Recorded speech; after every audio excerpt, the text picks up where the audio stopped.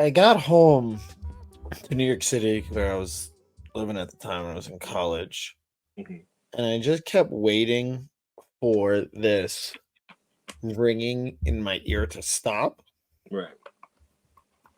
So I had been wakeboarding, and I went up to do a backflip, and I kind of landed like ear first. What's wakeboarding? I had to ask. I'm I mean, sorry. I've let Whitey explain. Wakeboarding is you're pulled behind a boat and you you're on a board, strapped into a board. It's like snowboarding, on except you're the getting pulled by a boat. Let's say 15 feet behind it. okay, my girlfriend's dad did that in Nicaragua this past summer. Oh, that's beautiful. Yeah.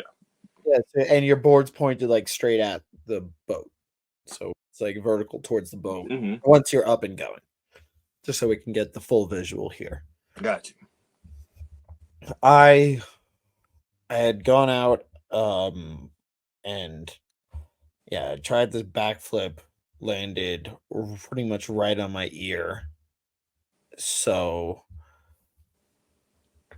and I could tell right away something was wrong when I got out. I mean, I did a couple more runs after that.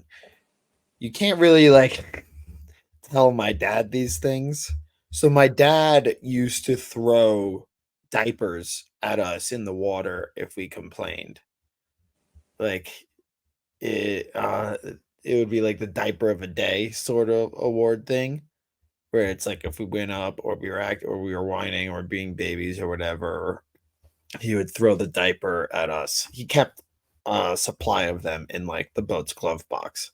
Oh, these weren't full diapers. These are just empty diapers that he's just No, throwing. no, yeah, these are empty. Okay, He wasn't like cool. going down to like the to the I think hospital and being like, "Hey, I need like 100 diapers, full, okay, preferably stocked." right. I was just about to be like, so your dad just kept stock diapers on the boat to No, just screw it? That's wild. That's wild. he bought diapers separately. He bought diapers at the grocery store and then brought them into the boat Right. so that he could mock his kids with them in front of people. That is. It's funny because like so I dropped a pretty big cliff this week. Uh-huh. And my dad started going on about like how I'm gonna get like knee surgeries or gonna need knee surgeries. And he's had six, just to keep in mind. And my mom was like really haranguing me about it, that I was gonna hurt myself. And I was just like, where do you think I get this from? Like, this is your fuck up. Like, I didn't develop this from nowhere. Yeah. But It's anyways, true. I missed the landing. Ears kind of a mess. And for some reason, I thought like a Q-tip would help. Like I thought that would like help get the water out. It only it made it significantly worse. Because you know Q-tips aren't supposed to go in your ear. Where are they supposed to go? It says on the packaging, do not put in ear. Where are they supposed to go? They're supposed to be like anywhere else. Like maybe like you could use Q-tips for anything else, but you're not supposed to put them in your eardrums. Like that's medically advised to never put them in your eardrums. How did we get this myth that they're supposed to be for your ears? I have no fucking clue, but I've seen doctors who say they will actually push wax down and impact your eardrums the more Yeah. you use Q-tips. So that's exactly what happened. Jesus Christ. Literally the exact thing that happened. It went from sort of like a dull sort of ringing where like and I can't hear that well, where it just feels like I hold like a lot of water in my ear, Right. to almost no hearing at all in my left ear, and just a constant like ringing and buzz. Jesus Christ, Jack. Yeah. So I go back to New York City and I just live with it for 2 days because I keep expecting it to get better. And I'm supposed to go. At the time, I was learning to play poker with a dude named Wu Tang in Union Square. and we were going to Atlantic. We used to do field trips to Atlantic City to play at the tables, so we can kind of get away from like the more aggressive, sketchier games in New York City. All right. But now I can't go. I'm like, I can't travel with this. Like, something's got to give here. And so I ended up, I text him, or actually, no, I met up with him and I told him, hey, I can't make it. And I canceled. And then I went down to one of those city MDs, Yeah. which Heard are you such a fucking like godsend. They're amazing. You just walk in and get like anything fixed. very clutch. Yeah, super duper clutch. When they let me in, I sit down in the hospital room. I get through really quickly, and in comes like the nurse, Mm-hmm. a very beautiful redhead with a full body. And we start hitting it off. And I can't hear her. That's a this story has taken so many turns. From the impacted ear to learning how to play cards with someone named Shaolin in the fucking park at 14th Street to going to City MD, meeting a girl that you know you can't hear. But we're getting along. Like we have a rapport, her and I. You know, she asks me what happened, I tell her, and then like we're flirting back and forth. Mhm. And eventually the doctor walks in Right. and goes like, what happened? And I explain, and she looks into my ear and she goes, okay, so you have a clump of wax like directly on your drum. Yeah. And we're going to try to get it out, but there's also a possibility that this is your life now, that you will be partially deaf in this ear and have ringing for the rest of your life. And she said it so plainly. It And fucked with you, didn't it? there's been like a few moments in my life where I've been like, all right, this is you, where it's like you did this to yourself, Jack. These are the consequences you have to face. Right. And so I was very calm about it because that like ran through my head quickly. Like I'm like, there's nothing to freak out about. It's not or get upset about. It's not like it was an accident. Like Jack, you fucked up. First, you were too adventurous, and then you were stupid. And I That's go, usually how it goes. You yeah. know, So very I tell her, adventurous. yeah. I just tell her, okay, run it, do it. Let's get this over with. Fuck it. We ball. And this doctor pulls out a clump of wax the size of a quarter that was just sitting like directly inside of my inner part of my ear. Um, like one straight satisfying, and the ringing immediately goes away. And it was better than any orgasm I've ever had. Ain't nothing like getting that hearing back. It's just like, Yeah. It was mostly the ringing that had fucked me up. that's what I mean. Like you just go from, oh, Yeah. it's just like, oh, I can hear the world again. And she goes, great. The doctor was like, so no nonsense. She's like, cool. Do you feel better now? I'm like, yeah. She goes, can you hear? I'm like, yeah. She goes, great. And then just leaves and leaves me with the nurse. And she and I sat there for like an extra 5 minutes, not even about this, that, or not even about my medical procedure and possible deafness I had just avoided. Just talking about life. And I guess it was a pretty slow day at the city MD that day. Sometimes. She ain't rushing out of there. And this is pre-pandemic City MD, right? Yeah. This was pre-pandemic City MD. Some days are super light. This is my senior year. MD, fucking forget about it. I can only remember my college graduation because it was 2019. It was the year before COVID. I was the Makes sense. so I'm in there ready to throw my life away for this girl, and I just choke, or I don't even know if I choke or if I just am like I can't. Like she just saw me take, like she just saw my insides come out. Like she just saw like the most disgusting part of my human body become externalized. Right. And in my head, I'm having like this devil angel moment of like, Angel is like, she's a very nice girl. Leave her be. And she doesn't want, like, who would want to be with you after? Not even a negative way. Like, she just saw you be gross. Like, let it go. And Mm-hmm. then on the devil side, um, it's like, nah, bro, you're still Jack Simon. You're the man. Like, ask her for a number.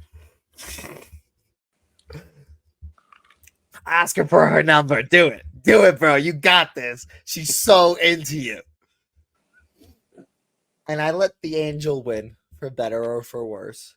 And finally, she gives me my finally like outboarding or Right. whatever it's called. And I go, okay, thank you. And she looks at me, and you know that extra long look you Mm-hmm. get when you know you've blown it with a girl and she wants you to ask. You Yeah. feel that shit in your soul. Uh, it's one of those things that stick with you. Yeah. You think about those girls for the rest of your life. And I just walked out and I didn't ask for anything. And that was it. And Yeah. I think about her all the fucking time. It's the ones who get away. Right. You know what? And I'm not gonna knock you, bro. I fully understand. I truly do. It's like, yeah, it's those people where it's just like, damn, I wonder. yeah, like we could have gotten married. See, I ain't gonna go that far, Jack. God damn, bro. Like Oh, we had step one. We you could have just said, you know, could it be a significant relationship? You went straight to marriage. yeah. You Because don't really. I feel like you don't go from like 0 to like 20 to 30. No, you go 0 to 90. Like you go yeah. I like mean, you're a yeah, it's Lamborghini. I'm a very black and white person and I'm a Mm. very extreme person as well. Like not like the wakeboarding and skiing, that's a separate thing. And I'm like a very extreme person in terms of like I bring things to their logical end. Like either we're gonna get married or we're gonna break up in a ball of flames. I mean, I think it's part of why like I've struggled with relationships is that I Mm. don't understand like a situationship. I mean, I guess nobody understands a situationship. No one does. It's a complicated fucking thing. Yeah, but like I don't understand like why wouldn't we at least try? Why wouldn't we at least see it through to its logical conclusion? Well, so here's the thing. I'm not a very black and white person. So you might have been asking the proper person in regards to this. I'm someone who sees everything in kind of like shades of gray. I believe I believe everything has like a different term or shade of gray. I believe there can be things that are absolutely white and some things that can be absolutely black. Like Don't you and get me I, wrong. Huh? like Yes. you. Like, there ain't no mixing here, baby. But I think relationships are very gray in building relationships because we don't know the people. We don't know what people have gone through, what they've seen. And so many people's ideas of relationships aren't just built on them, but the things they've also taken in from around in their environment. Hmm. So it's hard to kind of say, like, most people's like first ever relationships that they get to see is their parents. And if it's not their parents, it's family. Because that's where you first really get to see it. You know, it's in the house, it's around when you're in special gatherings. So it's like it has so many different layers to it of how people interpret relationships and how they see it. And then going through your own experience. Like we go through different experiences, middle school, high school, college, you know, all that good shit. So it becomes this weird. It sometimes becomes this weird concoction, right? It could be my expectations, societal expectations, uh, what I've seen that's the standard. It's a lot. So some people kind of like, especially if you say you've seen good ones and then they burn out bad. Some people are just like, shit, is that going to be me? It's because it's actually something my sister and I have talked about, and this is Hmm. it's not a complaint. Let Right, me just get ahead of this. But my parents have an amazing relationship. right. Um, it's wasn't always that way, but because marriages are long, you're always gonna have rough patches and shit. Yeah. Um, especially like back in my dad's partying days when he was getting home at like 7 a.m. from the club to pick us. Mhm. He used to show up at school. He used to show up at home straight from the club in his yellow Hummer to like pick us up Okay. to drive us to school. Pop said, No, I mean he wasn't there like he was there for work. Like he was right. in the fashion industry. Of But course. still, just funny memories. But anyways, they're so like happy and in love. It's like I think like there's a part of me that wants to like duplicate that. It only sees that final product rather Right. than like all the pain and failures that led up to it. Yeah. And unfortunately, you gotta go through that. You gotta go through it. I always say you gotta go through the tough mother. Sometimes with relationships, you gotta go through that tough mother. You You got to know, go through hell to get to heaven. In the man. words Yep. of the Undertaker to Shawn Michaels. Shawn Michaels. Was it Shawn Michaels? It was Shawn Michaels Yeah. because Shawn Michaels was being like JBL's butler or whatever the fuck at the time. Right. Right. I forgot about that fucking story. Yeah. But yeah, sometimes you do, bro, and you got to go through like plenty of relationships. Honestly, I'm a person who I've always envisioned myself, wife, kid, having a family, because that's what I always wanted. As a kid, also, I grew up with a single mom. I didn't really have like mom and dad at home, so I always kind of wanted that relationship and to be a good father because I didn't really have my dad around like that. But also to get to that point, shit, it takes a lot. Like I'm about to hit. I don't even want to say my age, but I'm about to hit a number in 2 years where it's just like I'm almost 10 years older than my mom when she had me. My mom was when she married my dad, she was 21. She had my sister at 25, I think. Mm-hmm. And I'm 26 now. I'm gonna be 27 in 2 weeks. And my thought is if I save up all winter, I can afford a used motorcycle. So maybe it's a difference in generations. Different in generations. First of all, Maybe it's the fact that it's been the largest gap between real estate prices and median salary in the history of America. Jack, Maybe it's just a difference in people, but that's I that's where I'm at. every day I get closer to that answering the devil on my shoulder to handle my bills in life. You see that text that we just got in our group chat about do you guys ever aim for wealth? And I told Dave About every day. I about aim for it every day. Like there's a little devil on my shoulder that just sounds like fucking Cuban Scarface. It's just like, come on, Chico. Like, come on, Chico. And I'm just like, I gotta do it the artist way. I have to do it the artist. But it's also like it's a different world, man. Like we're in the economy's fucked up. If you got a job, God bless you. And also if you got a job, you're probably getting underpaid like a motherfucker. And your rent's probably 3 times how much you make a year. So on top of that, put in a brand new subscription that never ends and actually goes up per year for the rest of your life in a child in a marriage is actually something financially you might want to look at because you can't cancel the child subscription. There's no customer service. There's no one to complain to. And unexpected charges may occur. So look at it that way. Do you think I should have asked the nurse out? Wouldn't have hurt. Okay. But also, you know now to take those shots. Right. And that's the most important part. Hit us with the intro. And with that being said, welcome to a brand new episode of Wrestling with Romance. I'm one of your co-hosts, Life of Deem, and I'm here with the amazing and love-stricken co-host. Jack Simon. Hello, everybody. Once again, doing it from the bed because I'm very sore and tired. Skiing a lot of full days as my season gets going here. Man, tell me about it. I just came from the gym. That's why I'm in a hoodie right now for the people watching the visual podcast on YouTube. I just came from the gym. I'm tired. Not really tired, but I push till failure with most of my workouts. So it's usually until my body can't do the movement.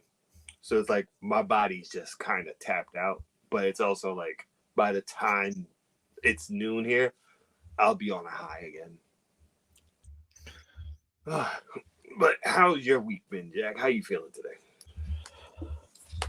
I'm good. I'm chilling. It was a hard week, work wise, but I mean, it's been quiet on the wrestling front I since mean, hell hath froze over a couple weeks ago. Not this every week, because like that was like the last thing in wrestling. because this is There's usually the not. dead zone. This is the dead zone in wrestling. If there's a dead time, it's usually that December into January.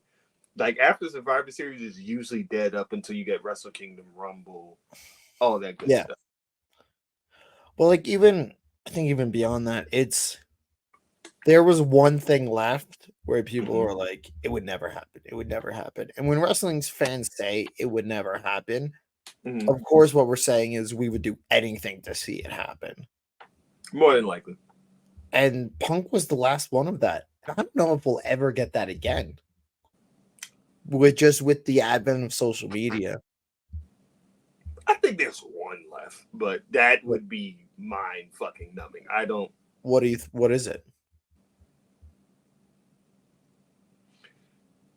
Again, super out there. Okay. You like have to reach for the fucking stars. Like Okay. this would be a sign that maybe the end of times is close. But if you had someone who's a full blown WWE person like a Roman leave, that would be like, no, that can't happen, right? Like that's not. Yeah, I guess you're right. Or maybe But like The Rock wrestling Roman at WrestleMania. that ain't happening. Yeah. That ain't happening. Listen, if it was happening, it'd be right now, and you're not gonna put Rock, Punk, and Cody as like, oh, are these gonna be? Because we already know who's gonna get it. It would happen at Rumble. If it happens at Rumble, you need Rock I now. don't think it's gonna happen. I Yeah, think the it's definitely not. possibility for it happening has come and gone. Yeah, I think it's especially because Hollywood opened back up. I think it's completely gone. Yeah. But yeah, like Roman was to leave WWE, that would be, well, And go to like AEW? like a New Japan AEW, that would be shocking. Yeah. Or wait, would Okada going to WWE be another? No, because that's something we could like feasibly see happen. But It would be like cool and surprising, yeah, but it's not on the level of like CM Punk going back to WWE, or I'm trying to think of a historical one. Kofi Kingston winning the chip. yeah. I definitely think the like a Roman, maybe even a Seth going to AEW, like a Roman Seth going to AEW would be like, that's kind of shocking. But the thing is, like, no, I mean, listen, we're always going to have shocking things. Of It's course, more of the predetermined, this like, could never happen, but what if it does? mm-hmm, Because that's what makes pro wrestling beautiful. of Is course, there's always those things. This could never happen, but what if? But there's like that 2 or 3% chance that it does. But it has to be this preconceived idea, like because Seth or Roman leaving would be like just a total shocker. It's not even something somebody's considered. It's yeah, like a different category, I guess. yeah. Um, It's but wrestling also has those moments that sometimes catch you that you don't expect. yeah. Well, I So, mean, that's what. So I was thinking, what's on my heart this week. mm-hmm. booking pro wrestling has to be one of, if not the most difficult artistic endeavor somebody can undergo. It's 52 weeks a year, forever, forever. First of all, 52 weeks a year, depending on how you run your show. Because if you think about an Impact, right? 52, you might do it like once, like a week, but you're doing three episodes of recording, so you really Sure. are doubling up. Or if you have a AEW, you're doing a Dynamite, Rampage, Collision, so that's 3 shows, And Ring of Honor. and Ring of Honor, so that's 4 shows of I mean, he booking. did that to himself. But let's just Right, say, let's like the WWE, imagine, either or. for argument's sake, we'll just Mhm. kind of average it all out and invent an imaginary promotion that has 2 shows a week, 2 hours each, 4 hours of television total, 52 weeks a year, forever. You have to be constantly thinking of new creative ideas Yeah. for one of the most unforgiving and demanding fan bases in all of entertainment and sports. We're such dicks. And I say we because I include myself. Oh, yeah, me too. Yeah. Like we're all here. Like, And I think it's even like, it's like what the 24-hour news cycle has created for the world is like what wrestling is like this constant like craving for more. yeah. We are never satisfied. And we're also being teased for the next thing that happens. Funny enough, like when you think about I think 24-hour news cycles have destroyed all sports, all I entertainment. think 24-hour news cycle has destroyed the world, but that's a Yes, discussion for a much different podcast. way more. But we're just going to focus on wrestling but when you think about NBA, football, MLB, even when there's an off season, there's not really an off season because you hear some shit every fucking day, and you obsess with it every fucking day. The issue with wrestling, there's no fucking off season, so the shit never stops. I Like, never under, I think that the best thing somebody could do in wrestling is just to be like, you know what? We're gonna take like summers off. Just do it like would you say 40 summers weeks off or of the winters year. off? Summers, I would say, because like you can let people go outside and like enjoy the flowers and like go see superhero movies or do whatever the fuck. And like during the winter, you can, that's a time where you're inside more Right. and you do it 40 weeks of the year instead of 52. And it gives everybody a break and time to rest their brains. And then you get time to think afterwards. Or you get, I'll always believe the best time you get creative ideas is when you're just, doing dick all, is when you're just staring into space or you're waiting in line. Like it's part of the reason why I quit smoking weed is because my idle thoughts were preoccupied with thinking about the next time I was going to get stoned. When I knew that was the time where I had my best creative ideas, when I was waiting in line or building a jump or I was just like sitting outside watching the shadows grow longer. Yeah. And It, if you can give yourself idle time, you're mm-hmm. gonna have better creative ideas. And also it's like the old wrestling adage of like, how can I miss you if you don't go away? We would all be happier and more excited for the product if we spend 3 months without it. And See, maybe we wouldn't be so insatiable. no, no, You don't I think don't. so? I think here's the issue, and here's why I see. So I've told you I've pulled back from like my own personal Twitter account because I'm just Yeah. like, this is too much. Because first of all, I miss old Twitter. I miss just who I follow Twitter. I do not give a fuck about for you I Twitter. mean, you could just use the following. I know, but it just always opens the for you, and then it's just a hole that I end up falling into each and every fucking time. But the main thing I realized is sometimes, especially because Twitter incentivizes engagement, especially if you have a certain check. So people are just going to drive engagement to try and get some financial compensation. If you get that approved, so you have to worry about those Yeah, people. content So farming for sure. content farming. then I've always looked at it as some people's voices in their day-to-day life is so minimized and just not heard that they will just do shit online to get anywhere to make their voices feel like it matters. Even if they're not content farming, because they're just that fucking miserable. There are just some people who are so fucking miserable where it's just like, you just want to be sad. Like, there's one person, I don't even think I ever told the story on here, but it happened like a month ago. Like, their whole thing was just miserable. Like, the most miserable fucking page. I just remember seeing some shit about, there's some racist shit about Sheeta. It was focused on Japan. So it was like Sheeta racist. Then it was like, wasn't even AEW or WWE. It was There's like Sheeta. nothing. There's no pro wrestling racism toxicity like racism toxicity against women Japanese wrestlers. I befuddled, but it was like Sheeta. It had EO, Kyrie. It was just talking about all of them. And I just muted them. I don't even know how, but they followed me after. And I'm like, for what? For Like, what? what do you think I'm going to do? Sit here and argue with you? I'm just muting you so I don't have to see this shit. I have a life I would like to live. Thank you. And it's just like, there are people who are just miserable. Because here's the thing. There are people who are miserable that are like NBA fans that will argue about shit when there's no off season, when there's an off season. There are football fans that will be miserable to argue about shit during the off season. The thing is, we still have to live amongst those miserable people on social media. So they're never going to fade away. I think what would make it is just, it just becomes more ravenous. Like they're just tweets sitting in a draft, waiting for the new season to come to just fly the fuck out. Bye-bye. Like, it's just, I think the off season works great for the talent, creativity, all that stuff. I think that's amazing.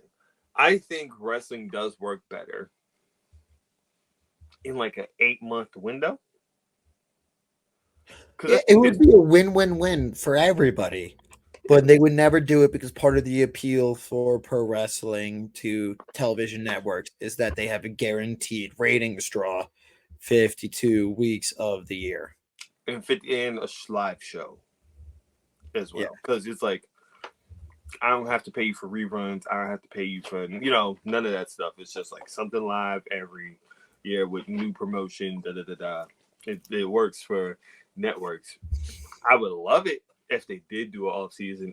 I would be the opposite of you. I would do it in the winter. I would do it from December till March. Depends on the company. Why winter? Explain yourself. So, to me, not WWE. If I was WWE, I'd do summer. Because I don't really think they give a fuck that much around SummerSlam. Yay. But just say for like an imaginary promotion. Oh, imaginary promotion. Like you were running. So, here's the thing. On your East Coast, most of those winter cities, especially if it get like, Midwest, East Coast, they get hit hard. So it's kind of like travel advisories. And I'm like, if I'm paying my staff well, you could go enjoy somewhere on the beach instead of being outside in the cold.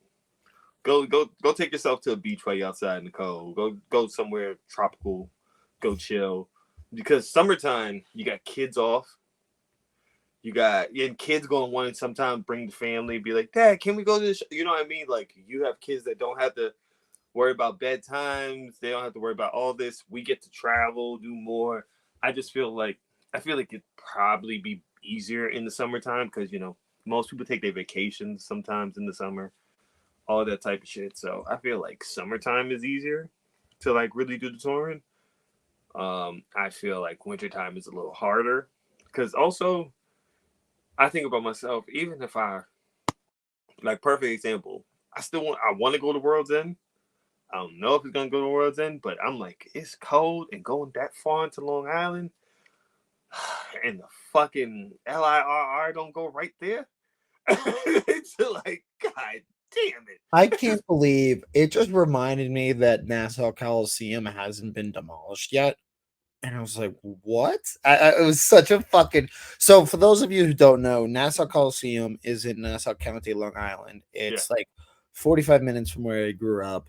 And for clarity, my dad used to watch the Dr. J Nets in that same arena, Yep. and it hasn't been renovated since then. I heard that it has. Well, they got rid of they had to the Islanders moved. Right. Because they do UBS. Yeah. Right. And I think they like gave it like a facelift because they didn't have to worry about like having a rink in there anymore. Right. I've heard that. But it's to the point where it's like this thing is so fucking old and decrepit. It would have to be like a full scale, like year long renovation. Like maybe they gave it a facelift, but this is just for context. Like you couldn't, if I lived in Long Island, it would be a tough sell to get me to go to Nassau Coliseum. I will give them I'm like, this. I'm afraid I will get struck by a falling pipe. I ain't gonna. I give them this. They've sold a good amount of tickets so far. So I'm like, hey, Bless shout their out. heart. Um, I I've never been to Nassau Coliseum. I've been to UBS Arena, but I found out why they can't probably use UBS Arena. Um, but Why? it's, there's an early hockey game the next day. Ah, So yeah. yeah, it's like early afternoon hockey game. So it's just like no, it's because they've always used UBS. So I've went to them at UBS. So it's like yeah, but it's like when I think about wintertime, also that's another thing. In the summertime, you don't have as much sports to compete with. You don't have NBA, you don't have That's hockey. true, actually. Yeah, so in this winter you have hockey, NBA, you have fucking college sports. In the summertime, it is free range, baby. Let's go. We can get right back to it right after the Super Bowl. In the summertime and the Yeah, weather is fine. but Anyway, so beyond it being 52 weeks a year, mm-hmm. you have the constant injuries jeopardizing plans. You could have the best set plans and just somebody getting hurt blows it up. One person, and Yeah, it's so easy in wrestling. Somebody getting hurt and just that one injury, and you have to come up with something completely new on the fly facts. because wrestling is not even that week. It's probably 4 days away. Your Yeah, next show. not and it depends. Yeah, that's true. Because look at Charlotte Flair. What just happened to her? She might have maybe her WrestleMania plans might have just went up in smoke. Right. You have infinite travel Mm-hmm. to worry about and all of the logistical headaches that go along with that. Yeah. You Yeah. have these massive stage and production, in addition to the television production And that they you got have to travel too. And put the up. crew. Yep, you have to put up and tear down twice a week. Like I don't like you look. I look at the stage sometimes, and it's probably because of my film background, and like, and I don't even think about the television production because that is, I mean, comparatively pretty easy to like set up and take back down, especially if they have like a truck and a trailer, which they do. Yeah. But just taking down that stage every week must be such a fucking headache. And you gotta, every screw has a place. Like, I guess I think of just like, building the camera Yeah. and stressing about like, wait, what if I lost this piece or that piece? Right. That taking this thing up and down makes me want to cry. Like the idea of it. As you said it, I never really thought about like, yeah, what if like a piece fucking breaks while they're disassembling the stage? Like it never crossed my mind until you said it. And I'm just like, as someone who would be the owner, that would stress me the fuck out. Right. Like what if I'm sure they have backups, but what if they don't? Or what if the backup gets lost because there's so much there, like you can very easily lose or break like the same piece. It's a very unenviable, thankless job. And then you have the absolute weirdest collection of people as your employees. Like I get that. pro wrestlers are freaks. Like, They're super hot people who decided to use this beauty to just like to for when they start their career wrestle for almost no money yeah, and destroy their bodies for almost nothing, and then they became successful at it, which only makes people weirder a lot of the times, yeah. and they only hang out with each other, which makes them fucking weirder again. You know what that brings me to? That brings me to two things, right? Like, I couldn't. Like, I would love to be a fly on the wall during the conversations, like especially after watching Collision, of like conversations with Tony Khan and Brian Danielson. Because I don't know how I would mentally be able to be looking at him and be like, why are we making our fans believe that you've had your eye ripped the fuck out after you just had an orbital bone surgery? Like, why are we doing this? Why are we like? Got to do something. But like Danielson will fake a seizure, do all this shit in the middle of the ring. I'm like, you stress, the stress and criticism I gotta deal with that. You're Or so desperate for an idea, any idea, that the bad ones are like, yep, there's something we can do. Let's do it. well, it's to the point like it's happened, and then they had to make none of that. Like, please cut that out. Or you sit there and you watch a Swerve Hangman death match, and then you see one of your wrestlers drink the other's blood, and then fucking Awesome. Triple H missed it into the air, and it's just like, these motherfuckers are nuts. Like, you have to look at your coworkers and just be like your employees and be like, you motherfuckers are so weird. Like there are people where I think about, like, I couldn't imagine having, like, who's the weirdest motherfucker I can think of wrestling wise I mean, that you got watches him. Any company. Danielson, you got Moxley, you got Darby.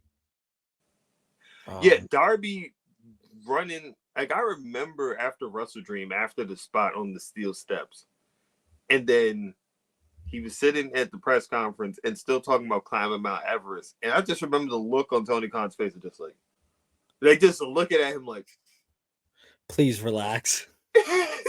he's like, yeah, my shoulder might be separated. He's like, please go to we're sending you to the hospital. Please text me about what the hell. And I'm just like, the stress. Or shit, when I look at like a WWE, I could not imagine dealing with some of the people, like, even that they brought back. Like, I don't want to deal with a Nia Jax. I really don't. I just, you seem like a headache.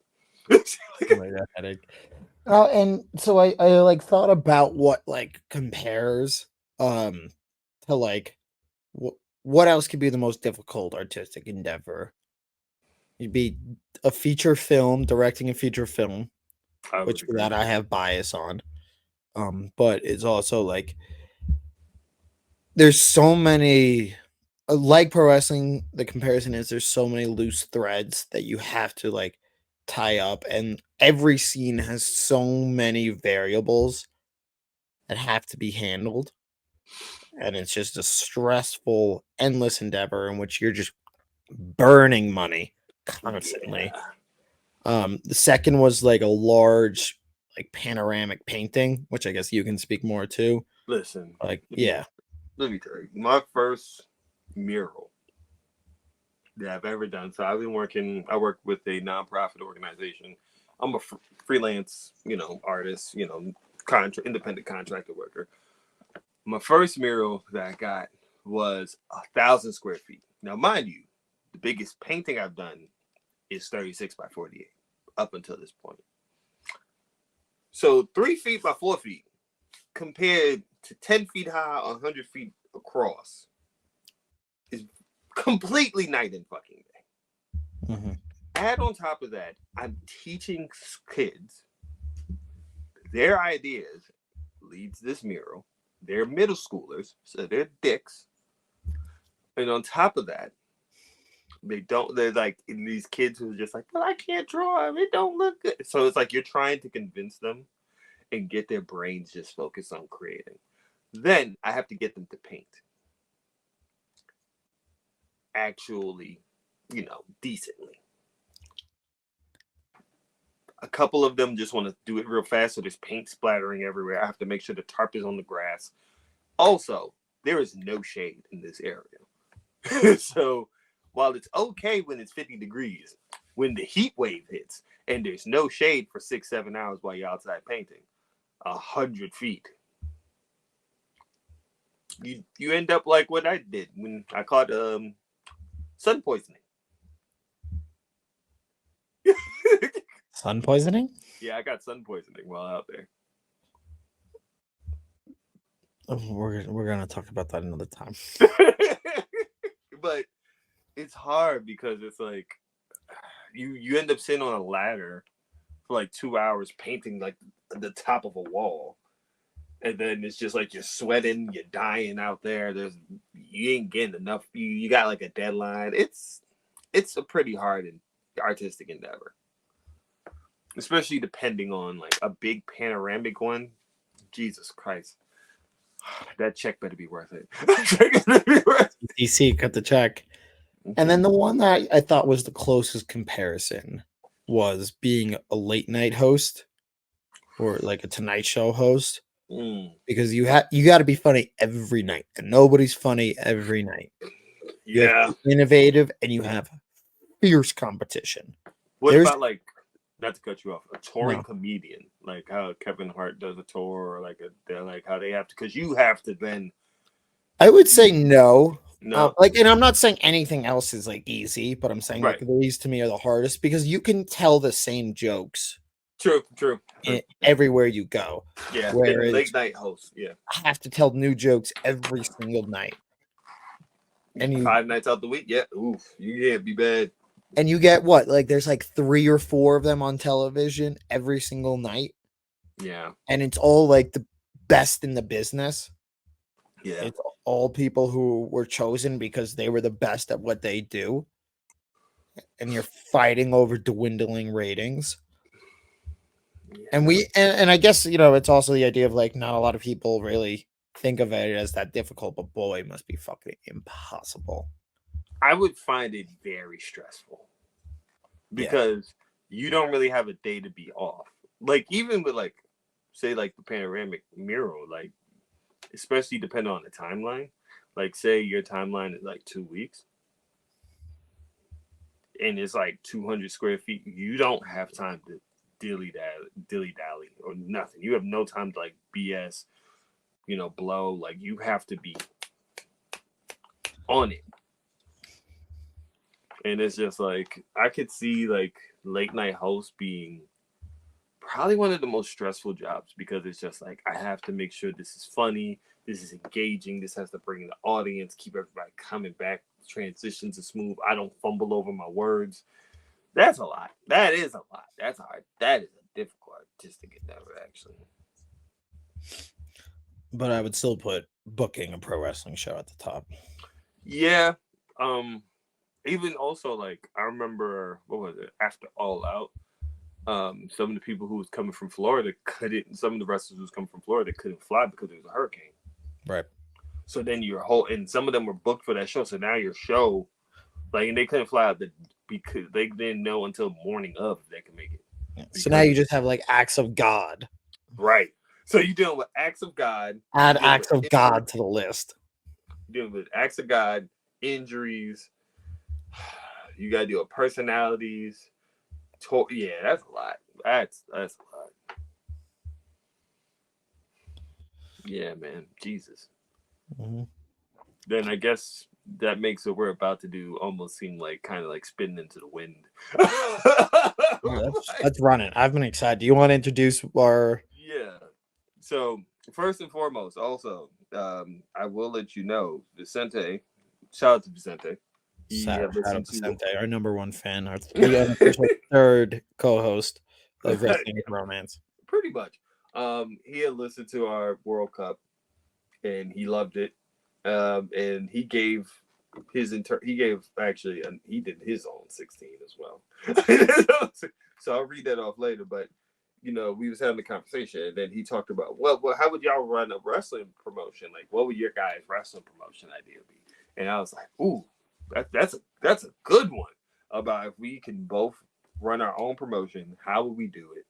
And in the promotion, it would be okay. We get to only use free agents, like actual free agents in the market as of right now. I will ask you real quick to clear this up because this may change one or two of my picks.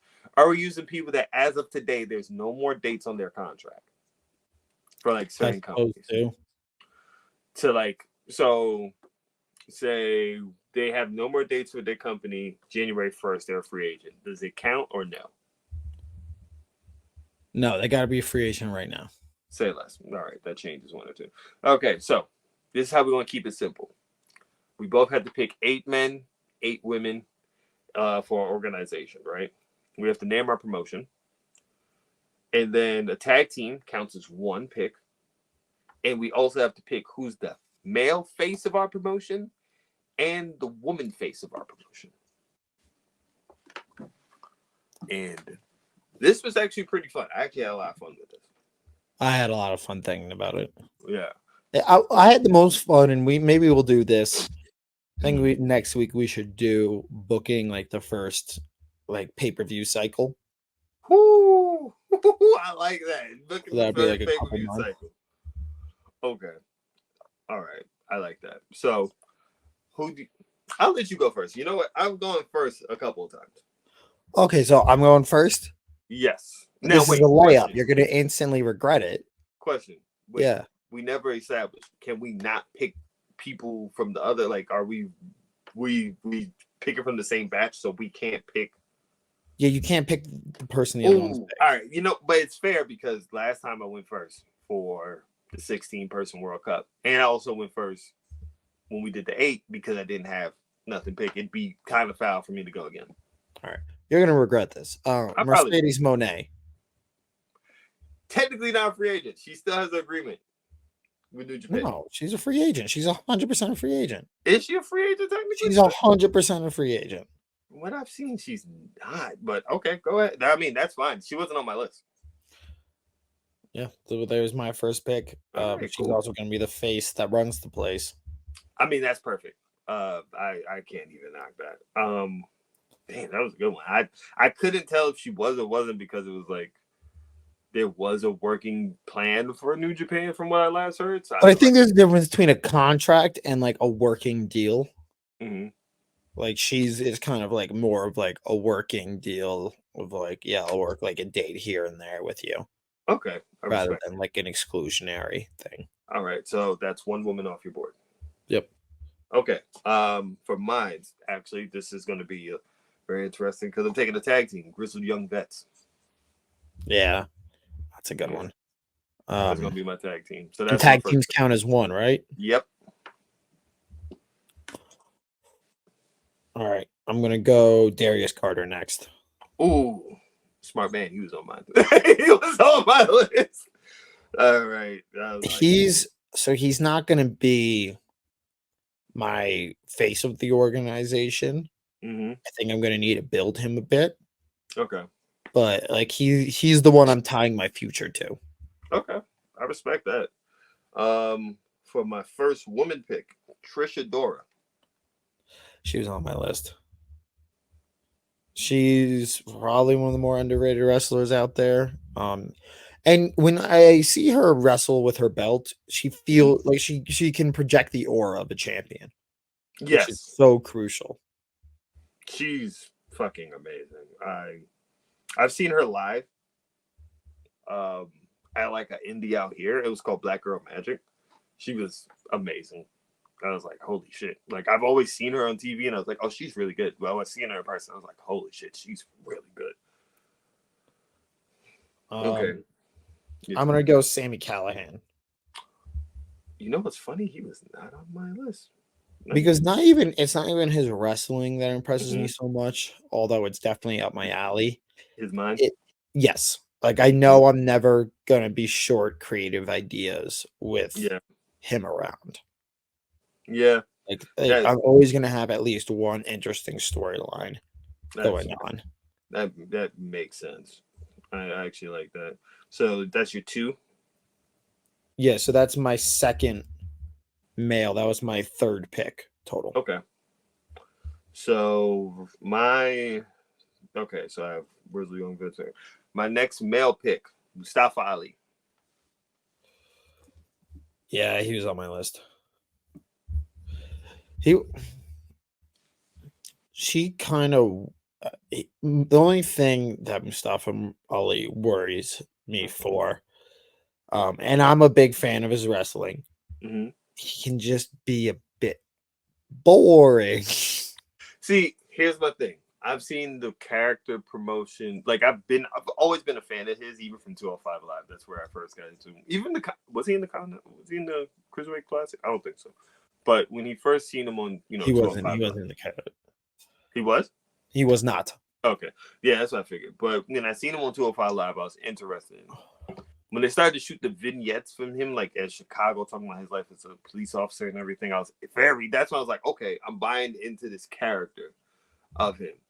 When he started to put the vignettes online, I was like, oh, we can have something here. They just need to let him do it. And I'm like, nah, come here, baby. We put the machine behind you, baby. We're gonna run crazy. Run crazy with it. Run crazy with it. I'm letting him, and he's not gonna be the face though. I have somebody else for the face.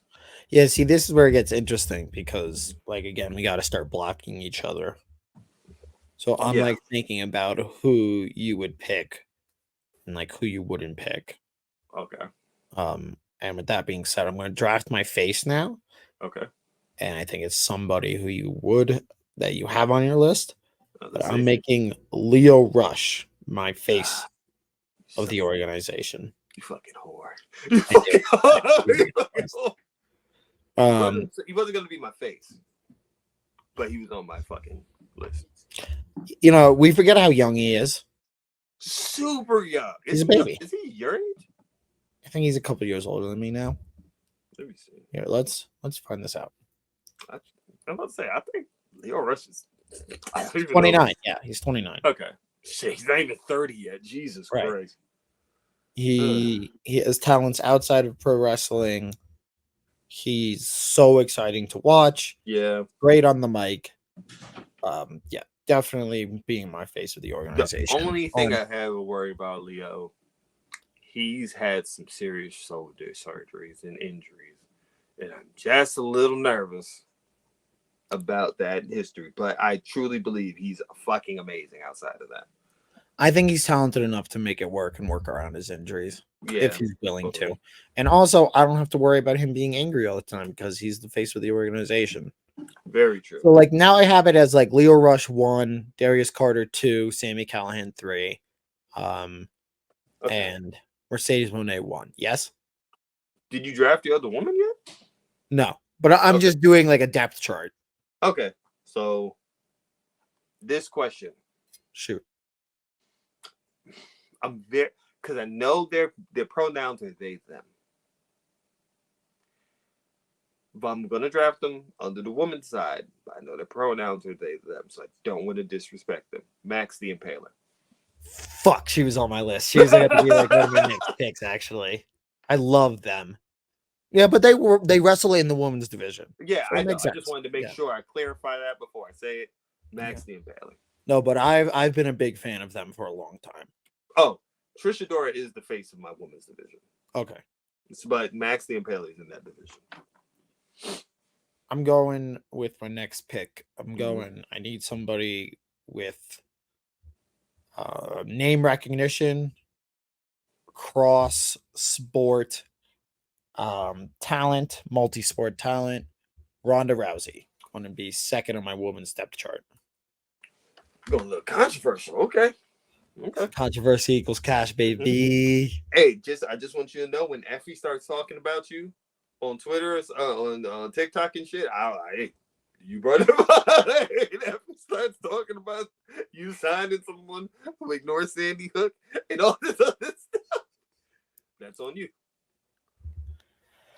She did. You know what? Whatever. Go on. Just leave it. Just leave it. Nah, you're right. When you're right, you're right. She was not on my list, but that is perfect. That is a great ass pick. I'm not gonna lie. Now, face of my males division. I'm so excited. Darius Lockhart. Okay. I'm pulling Darius Lockhart. I feel Darius Lockhart has everything. He just has not gotten the proper shot that he needs. I have him as the number one in my men's division. I have Mustafa Ali as my number two. I like it. I'm with it. Yeah. I see the vision. But speaking of the devil, Effie is going to be my next pick. Oh, you bitch! Oh, your locker room is so toxic. It's so toxic. He wasn't on my list. He was like a backup for me. It's kind of like the same pick as Sammy Callahan. Is I know he's always going to have ideas. He's always going to have something that's going to at least be trying to get him over and get him to the next level. And he's going to galvanize the internet fan base. But he is lower on my like depth chart. Like I think he's probably gonna end up like 6. He ain't gonna. He's gonna talk out. He's gonna speak out on it. I'm as an anarchist, I'm all about okay. empowering the individual. So let him talk his shit. That's fine. He's totally entitled, completely entitled to his opinions. Okay. With this draft pick, not only is she a talent in the ring, but she will also be my lead commentator. Veda Scott. I've never seen her wrestle. She actually wrestles with Mike Bailey. Like they actually do like couples tag team shit. So she actually is a talent in the ring. Oh, that's cool. I think they should have hired AEW should have hired Veda Scott when she was doing their commentary. I have a feeling Shivani's not going to be there longer. No, I think they're keeping Shivani around for sure. Not like they want to let him go. I feel like maybe Shivani is like he's kind of over it. Not like in a bad way, like he's over it, but I mean, when you think about it, I mean, Jim Ross is definitely probably not making it past this year. Next year, more than likely. I'd be surprised if Jim Ross finishes out 2024 or even like makes it halfway. Not because he's bad. I just think he wants to retire and relax. Yeah. I think he's getting to the point, especially with his sickness. He's in and out of being sick. It's just be best for Jim to not travel. Yep. I'm with you there. I think Shivani, I've noticed that there's more times he's not doing commentary. Like there's way more times he's just like, he might be more of a personality for like certain stuff, but he won't really be on commentary as much.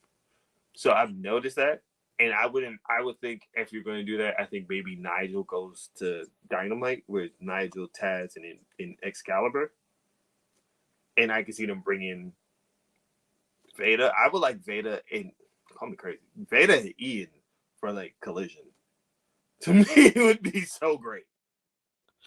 No, I would put literally Veda anywhere for me. Yeah, Veda anywhere. Commentary. She was actually on commentary for House of Glory when I was there. I didn't even realize it.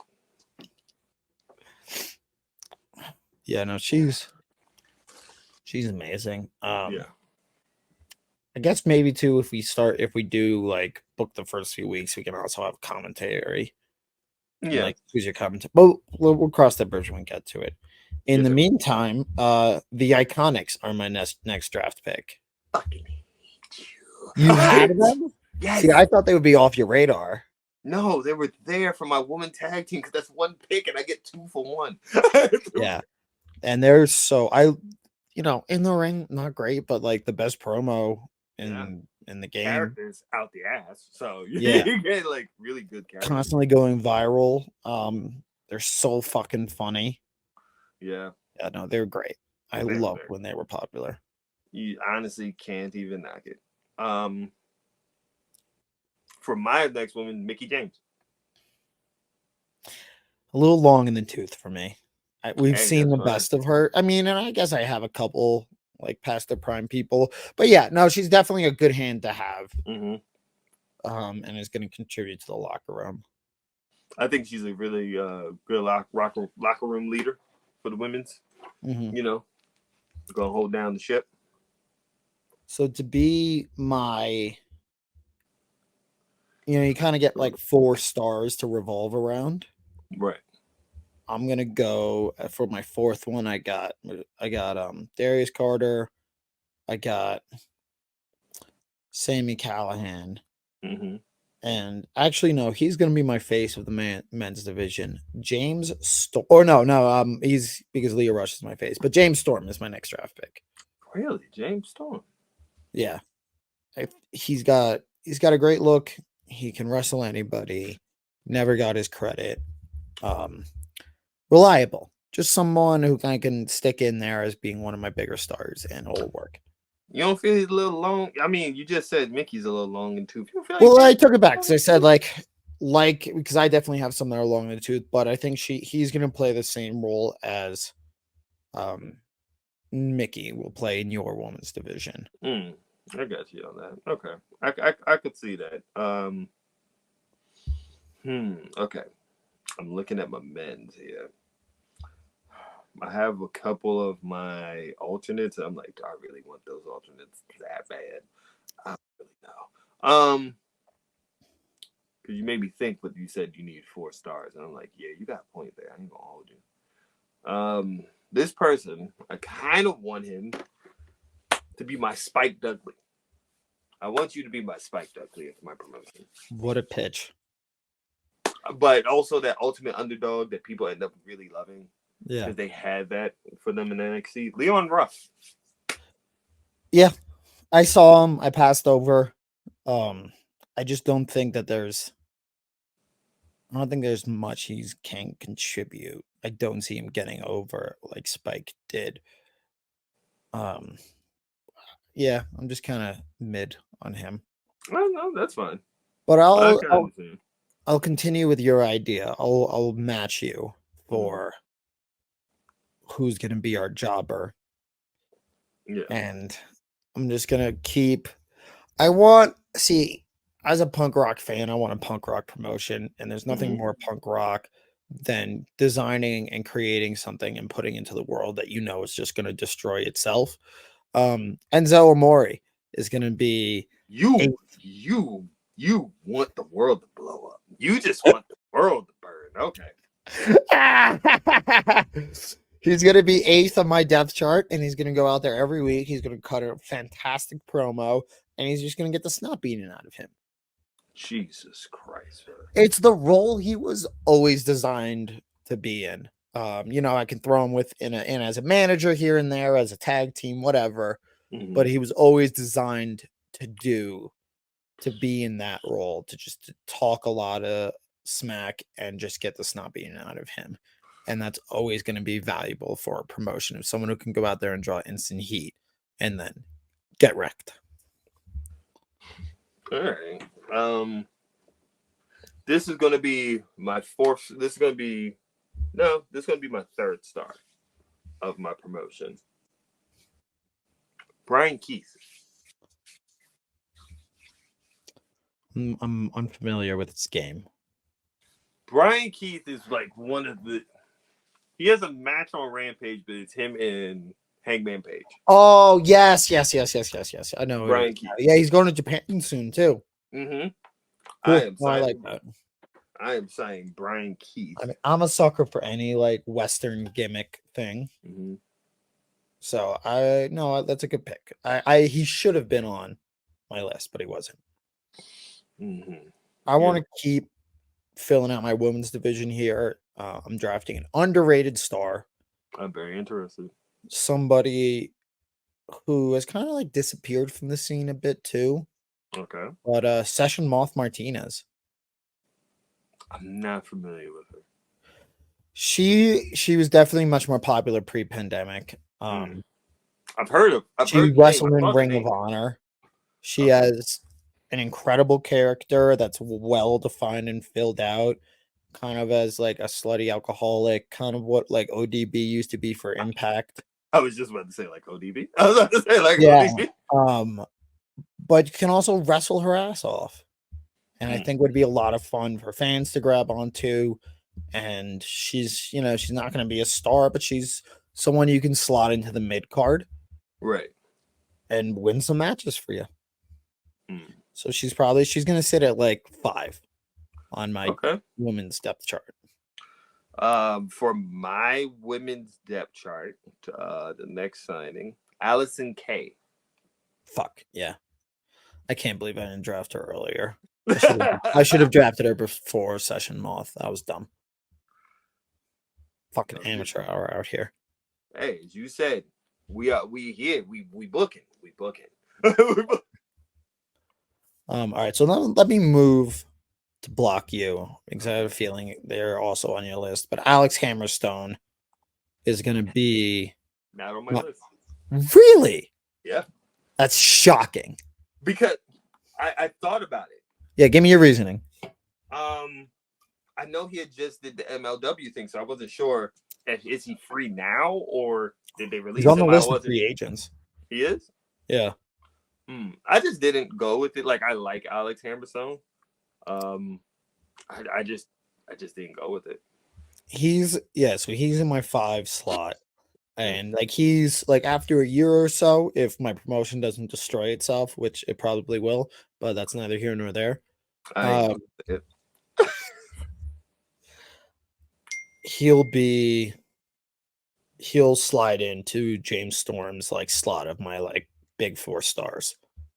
And Sammy Callahan too, like also kind of getting up there. So we're gonna need people who, after a year or so, can take over their spots and carry the promotion into its short future.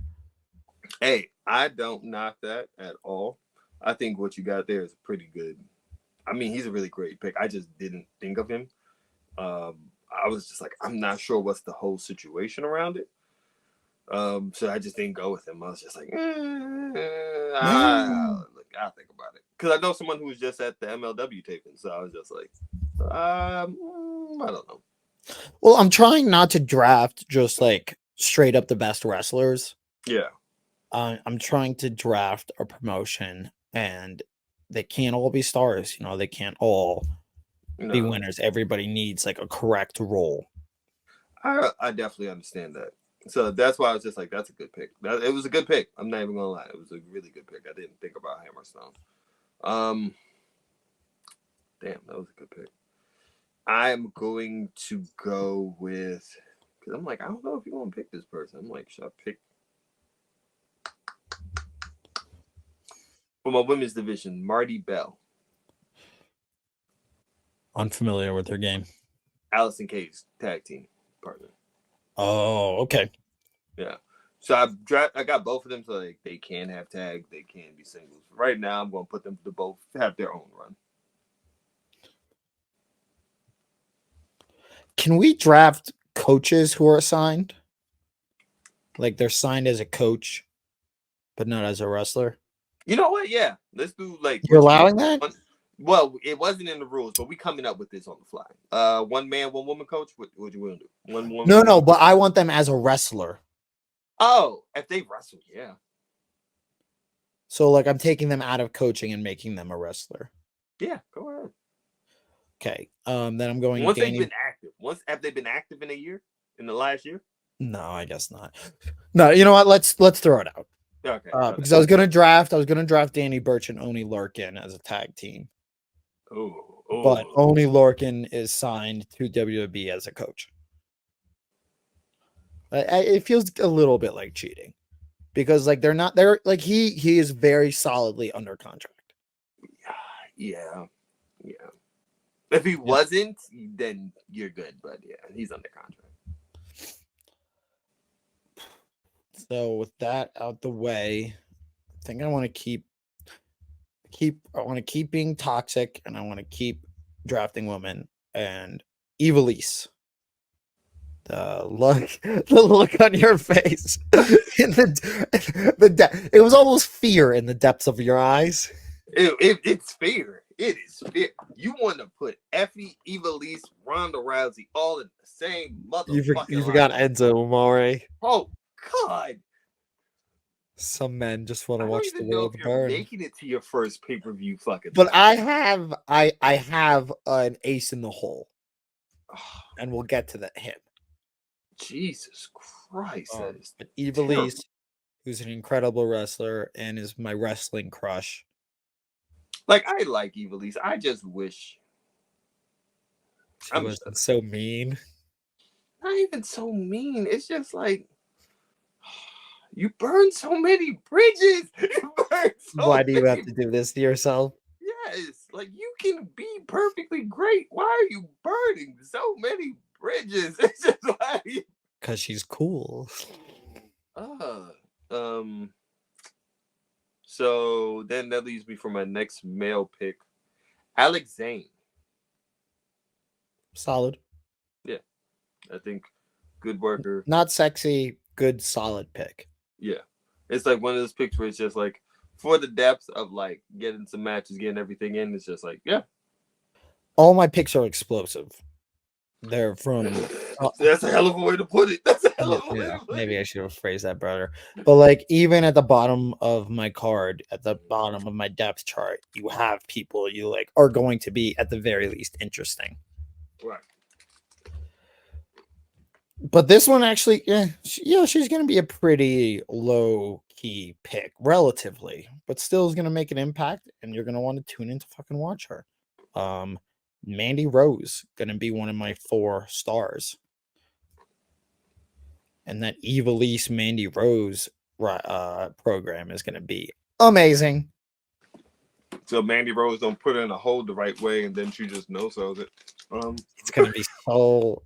They're going to hate each other. It's going to be great. um, for my next pick, women's wise, pretty good worker.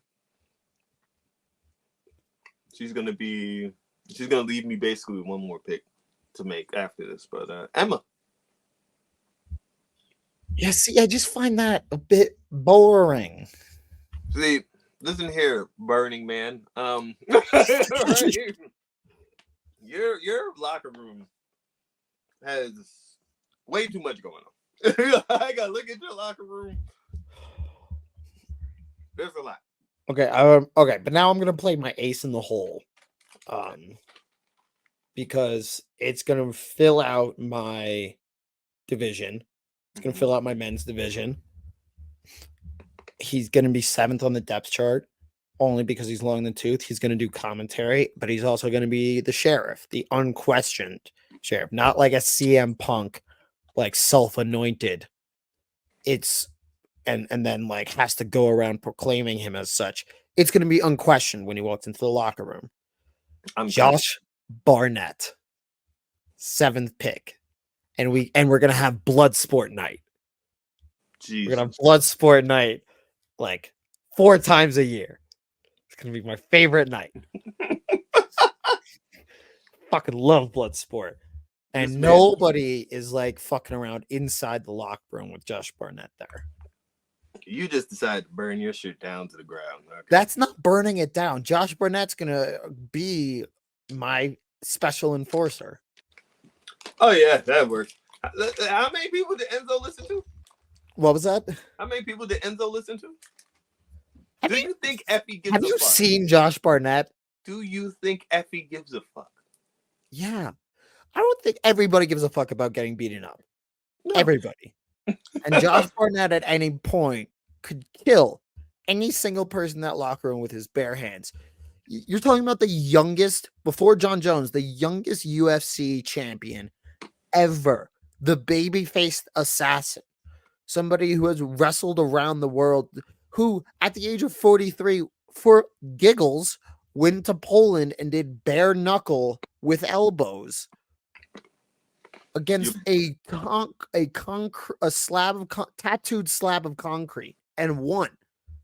You're bugging out, sir. He's one of the baddest men to ever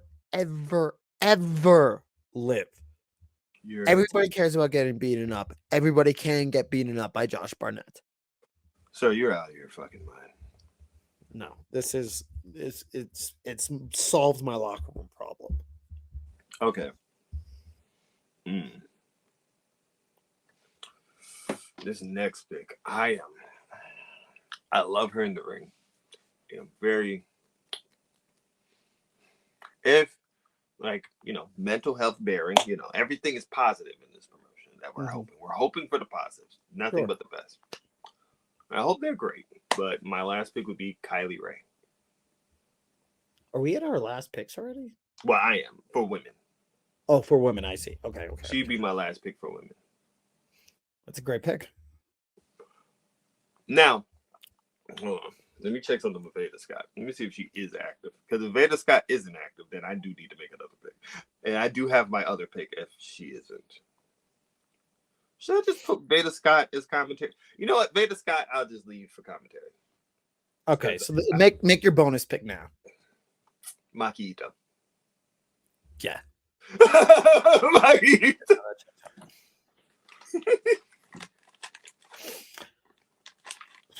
All right, I have 2 more women to draft. Mm-hmm. I left a bunch of men on the board who I want. Because I decided have one. to go. I think I have one male left. So I decided to go chaotic. And No, I'll share men. who I'm thinking of at the end. I have 2 male spots left. Yeah, and I got 2 women spots left.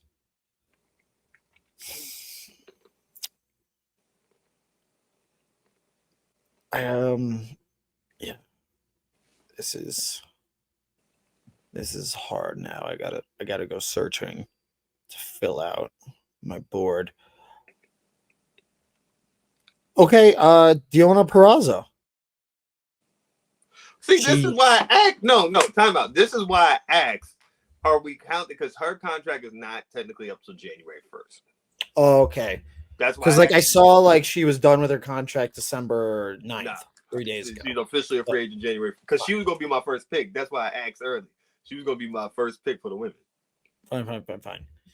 Then I guess I'm drafting Alley Cat and keeping the Bussy tag team. Yeah, Bussy tag team with Effie going. Nice. And I've seen her wrestle. She's solid. She's fun. Like she's definitely fun to watch. Yes. So so she'll be slotted in at 7. Nice.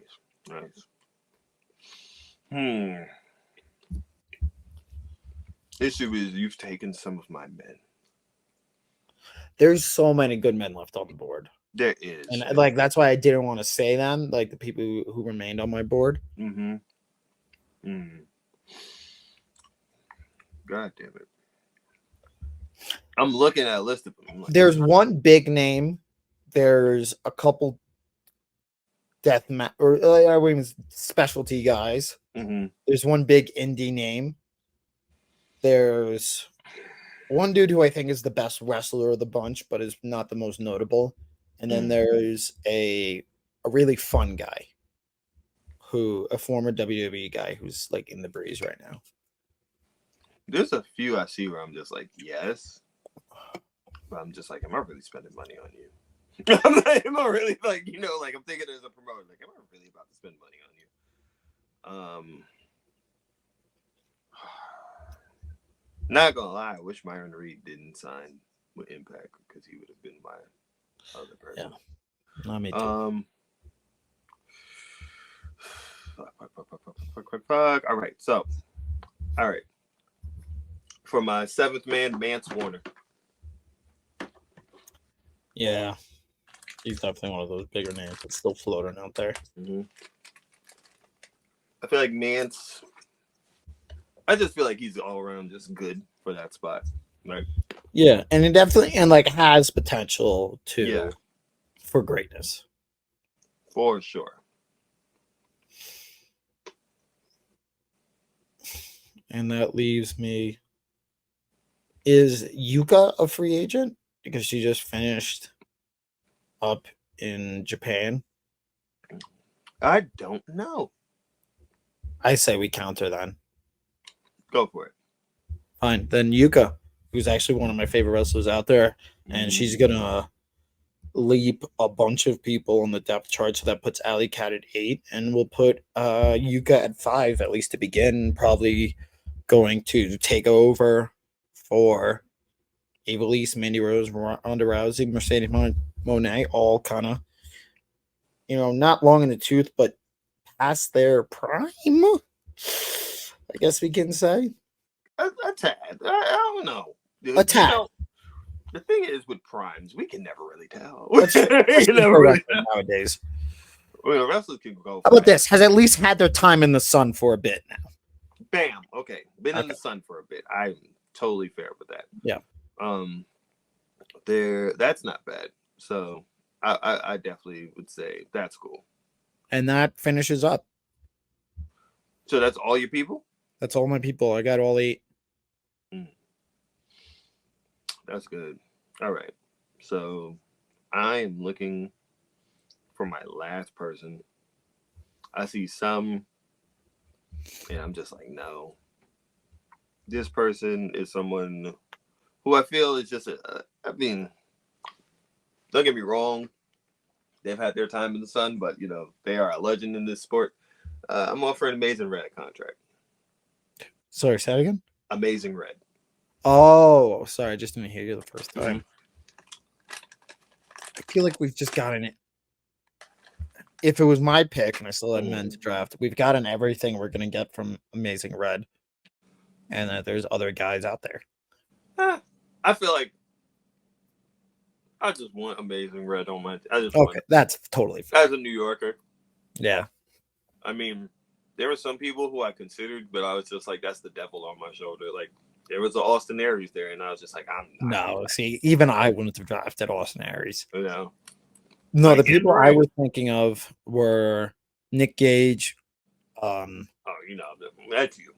That's you.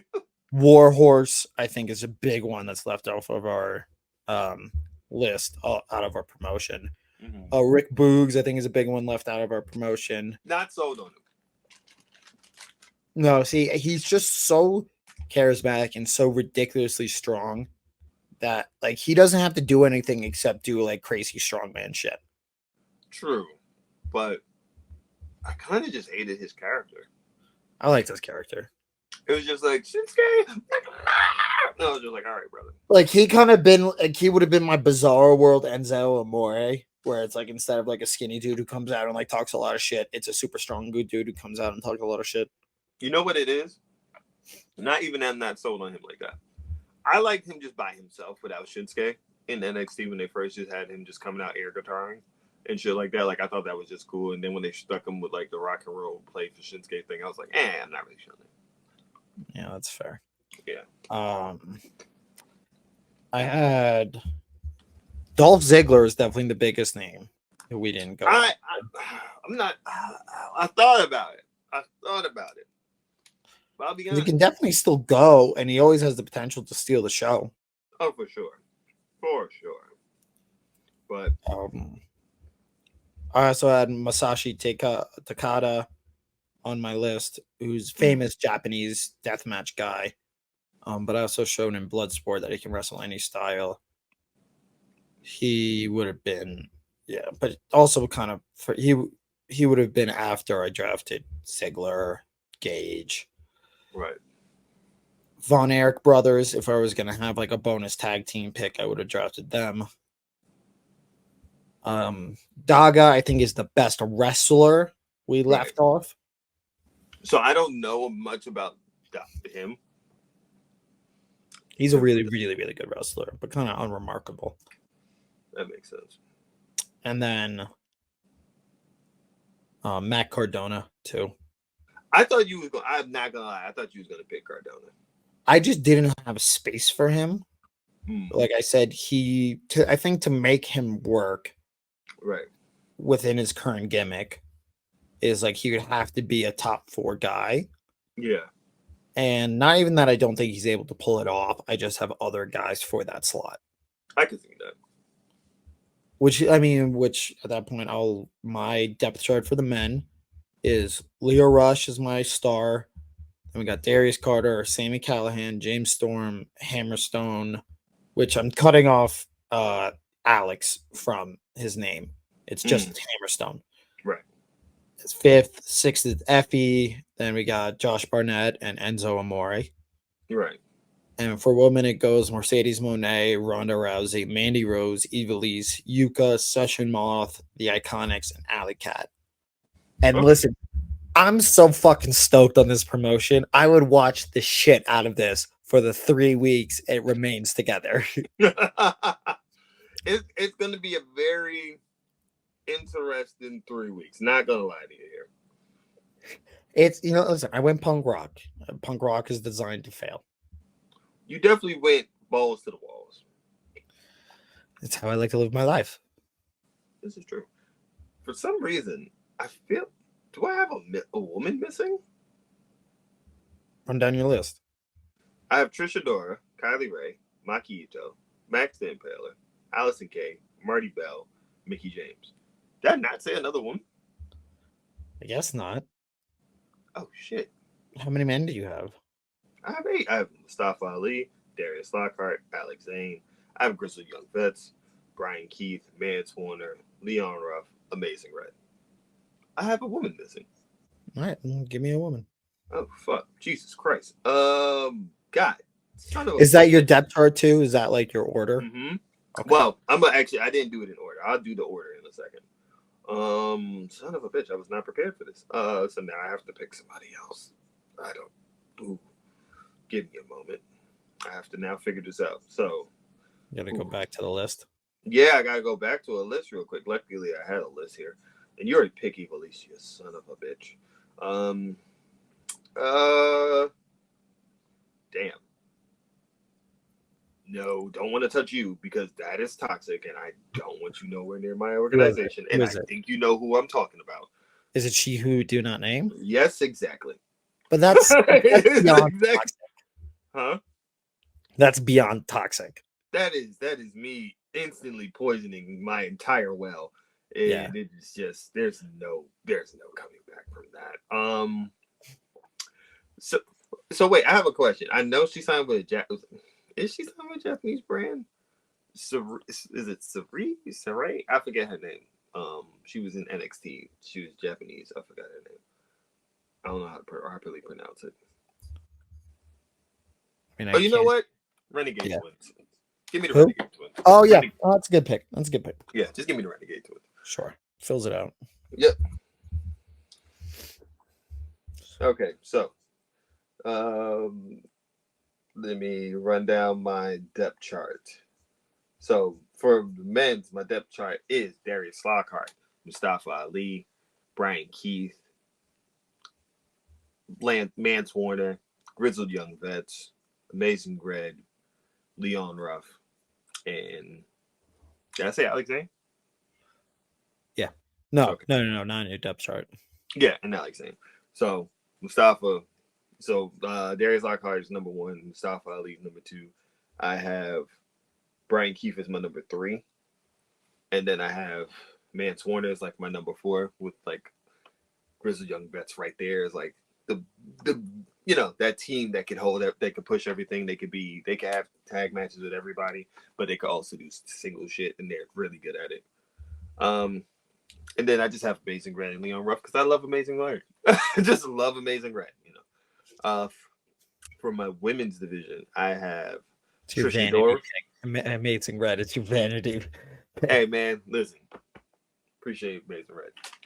Well, Amazing Red, we ain't got a lot of shit we enjoy now. No, I understand.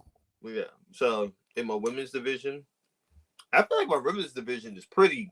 Actually, as I'm looking at it, I'm loving it a little bit more. So my number one is Trisha Dora. Number two is Max the Impaler. Number three, I'll put Kylie Ray. Yeah. Number four, I'm gonna put Mickey. Just to be like the solid person that could be in there, notable name can go. I wouldn't make her one of my stars, but sure. I mean, she like Mickey would be like 6 for me. She's gonna lose a lot more than she wins. That's fair. I have Allison Kay and Marty Bell as my 5 and 6. I have Maki Ito as my 7. Like she's there, but like Maki is a character more than anything. And then I have Renegade Twins as my 8. Yeah. Yeah, kind of your jobber twin thing. They can do the twin magic shit. It's exactly. Like a discount Bella Twins. And then also because I have Allison Kay and Marty Bell who are a tag team, they can have something there. Maybe we could create a women's tag belt. Yeah, I'm with it. I see the vision. Mm-hmm. All right, let us know who you guys think promotion or promotional draft picks are better. Have one of your own. Yeah. We'll be following it up next week when we do our first pay-per-view cycle. So how many weeks are we booking for a pay-per-view cycle? 3, 4 weeks? I was thinking 6. But like we don't have to do like we don't have to book a match every week for them. We can kind of do a bigger picture. Like this is the idea that we're running with. Okay, cool. Wait, do you have a name for your organization? Oh, BPW, Bonkers Pro Wrestling.